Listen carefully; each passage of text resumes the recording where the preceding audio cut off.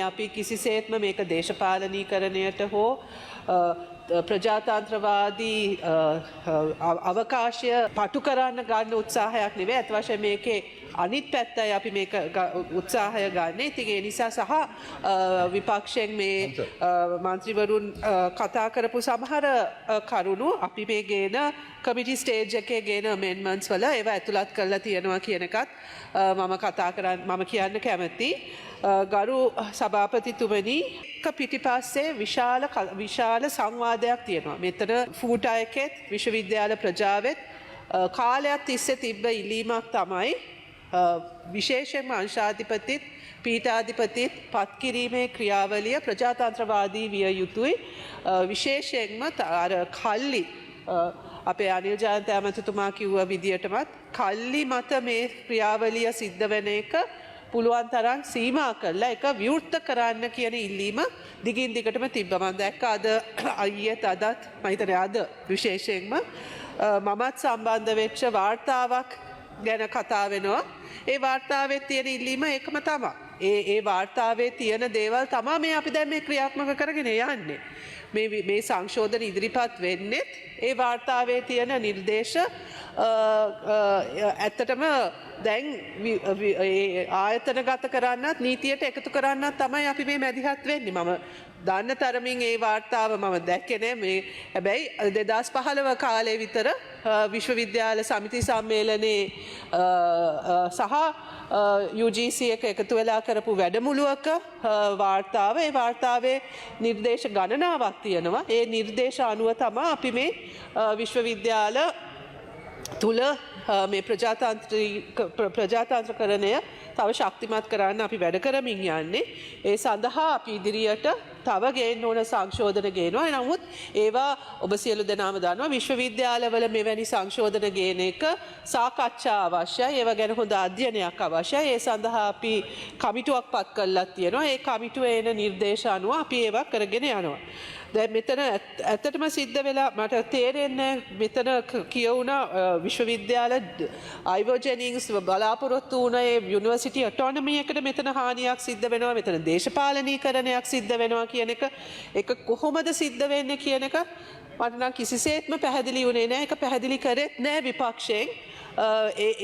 මේ ගේන සංශෝධනය හරහා එහෙම දේශපාලනීකරණයක් කොහොමද සිද්ධ වෙන්නේ කියලා. ඇත්තටම මෙතන කරලා තියෙන්නේ අංශාධිපති පත් කිරීමත් විශේෂයෙන්ම පීඨාධිපති පත් කිරීමට තියෙන පූල් එක තවත් පුළුල් කළා තව අවස්ථා වැඩි කරන එක හරහා ඒ තිබ්බ සීමාවන් අයින් කළා ඒකට ක්වොලිෆයි වෙන්න පුළුවන් ප්‍රමාණය වැඩි කරන එක සහ පුළුල් කරන එක තමයි මෙතන කළා තියෙන්නේ.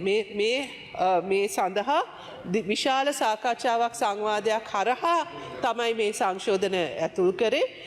විශ්වවිද්‍යාල සමිති සම්මේලනයෙන් ගෙන ආපු යෝජනා පසුව ගෙන ආපු යෝජනා අපි කමිටි ස්ටේජ් එකේ amendments හැටියට ඉදිරිපත් කරන්න බලාපොරොත්තු වෙනවා. ගරු සභාපතිතුමනි අපි හොඳින් දන්නවා විශ්වවිද්‍යාල විශේෂයෙන්ම අපේ රටේ විශ්වවිද්‍යාල කියන්නේ රජයේ මුදල් වියදම් වැය කරමින් පවත්වාගෙන යන විශ්වවිද්‍යාල. These are public universities and they have to be publicly accountable. අයිතරේ 1960 ගණන් වල පාර්ලිමේන්තුව තුළ මේ පිළිබඳ විශිෂ්ට සංවාදයක් තිබ්බා. විශ්වවිද්‍යාලයක ඔටෝනොමි එක සහ පබ්ලික් accountability අතර තියෙන ටෙන්ෂන් එක. එකාතකට විශ්වවිද්‍යාලයට තීන්දුව තීරණ ඉතාමත්ම ස්වාධීනව ගත යුතුයි කියන ඒ ඇකඩෙමික් ඔටෝනොමි එක තියෙන්න ඕන අතර publicly funded universities හැටියට ඔවුන් මහජනතාවටත් වගවිය යුතුයි කියන ඒ සංවාදය 1960 ගණන් වල මට මතක විදියට මේ සභාව තුලම සිද්ධ වුණා. එතනත් කතා වෙච්ච දෙයක් ඒ සංවාදය හරහා තමයි විශේෂයෙන්ම අද කවුන්සිලයට පත් කරනකොට කවුන්සිලේ එක්ස්ටර්නල් මෙම්බර්ස් ඒ කියන්නේ විශ්වවිද්‍යාලයෙන් පිට ඉන්න අය ඇතුලේ ඉන්න අයට වඩා එකකින් වැඩි. ඒ සංයුතිය ගත්තම අපි හිතමු ඒකේ අර එක්ස් ඔෆිෂියෝ ඉන්න පිරිස විශ්වවිද්‍යාලය තුලින් ඉන්න ඕන පිරිස 5 නම් එළියෙන් පත් වෙන පිරිස හැමතිස්සෙම ඒකට වඩා එකක් වැඩි. එහෙම පත් කරලා තියෙන්නෙම ඒ එක්ස්ටර්නල් මෙම්බර්ස්ලාට තියෙනවා. ඒ පිටින් පත් වෙච්ච සභාවේ සාමාජිකයන්ට තියෙන විශේෂ වගකීම තමා අර යම්කිසි විදියට අර මහජනතාව වෙනුවෙන් විශ්වවිද්‍යාලය තුළ පෙනී සිටීම මහජනතාවගේ ඉන්ට්‍රස්ට් එක වෙනුවෙන් පබ්ලික් ඉන්ට්‍රස්ට් එක වෙනුවෙන් පබ්ලික් accountability එක වෙනුවෙන් පෙනී සිටීම. ඒ අර්ථයෙන් තමයි ඒක ඒ විදියට පත් කළ තියෙන්නේ. ඒ අර්ථයෙන්ම තමයි ඒක ඇමතිවරයාගේ පත්වීමක් බවට පත් වෙන්නේ.